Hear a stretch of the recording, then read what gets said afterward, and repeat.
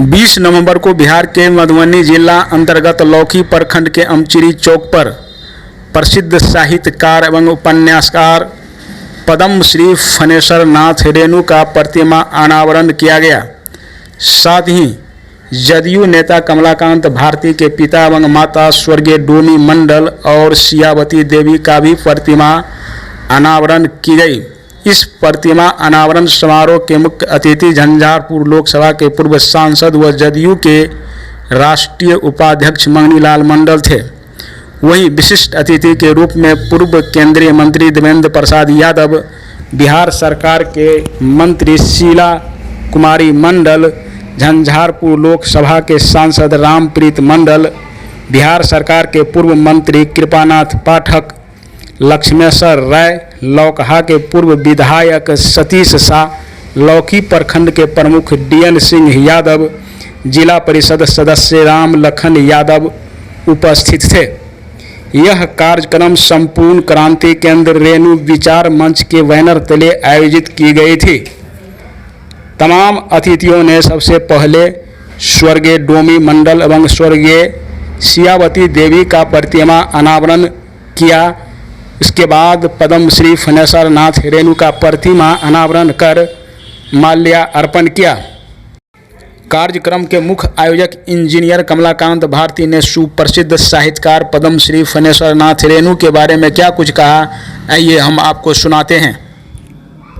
हमारे बीच मौजूद हैं कमलाकांत भारती जी, जदयू नेता हैं और इन्हीं के देखरेख में और इन्हीं के अगुवाई में आज फणेश्वर नाथ रेणु का जो है प्रतिमा अनावरण है अमचिरी चौक पर, और साथ में इनके माता पिताजी का भी।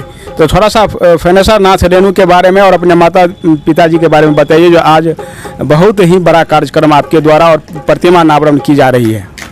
सबसे पहली बात है कि हम सबसे पहले अपने माता पिता के पुनीत स्मृति में और उनके अदृश्य शुभेच्छाओं से प्रेरित होकर के वर्ष 2014 में जब मेरी माँ स्वर्गीय हो गई, उसी समय में 2015 में जो हमारे परिवार के भाई लोग हैं, जो इंजीनियर लोग हैं, सब लोगों के मन में एक भावना बनी कि माता जी का स्टेचू लगनी चाहिए। और उस समय में मेरी पत्नी जिला परिषद थी और हम लोगों के मन में ये भावना हुआ कि वर्ष 1994 में, मैंने 25/5/1994 में तत्कालीन महामहिम राज्यपाल श्री धनिकलाल मंडल के कर कमलों पद्मश्री फणेश्वर नाथ रेणु के प्रतिमा अनावरण के लिए यहाँ शिलान्यास हुई थी।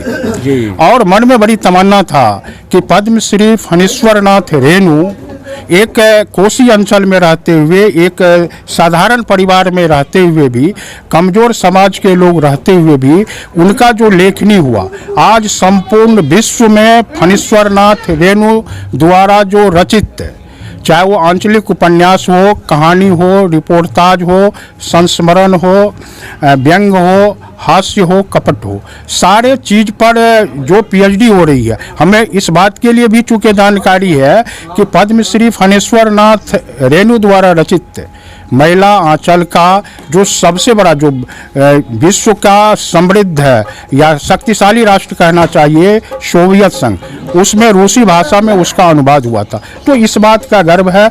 दूसरी बात यह है कि दुनिया में अगर व्यक्ति इस बात को समझ ले कि सबसे बड़ी ईश्वर से भी अगर महान दर्जा दिया जाए तो अपने माता पिता को देना चाहिए था। और इसी परिदृश्य में माता पिता के प्रेरणा से प्रेरित होकर के जब मेरे माताजी पहले देहांत हुई, फिर इस वर्ष जो है 2023 में पिताजी के देहांत होने के बाद उनका भी प्रतिमा बन गया। और तीनों प्रतिमा, चूँकि 32 वर्ष का जो इलाका का जो सपना था, हमको ये लगता है कि चूँकि 9 साल से हम भी लगे हुए हैं और नहीं लगा पाए, इसके पीछे एक कारण है कि शायद ये ईश्वर का कृपा था कि पिताजी के साथ ही तीनों प्रतिमा का अनावरण इसी अमचिरी के मैदान में संपूर्ण क्रांति केंद्र रेणु विचार के तत्वावधान में आज यह कार्यक्रम संभव हुआ है। और हमको लगता है कि हमारे जो इलाके के, खास करके मधुबनी जिला के किसी भी राजनीतिक दल के जो कार्यकर्ता हैं, नेता हैं, समाज सेवक हैं, समाज सुधारक हैं, सामाजिक चिंतक है, सबके आशीर्वाद से, सबके सहयोग समर्थन से ये कार्यक्रम हमको लगता है कि आज बढ़िया से सफल हो जाएगा, यही सबसे उम्मीद भी रखते हैं। जी बहुत बहुत धन्यवाद जी सर। जी।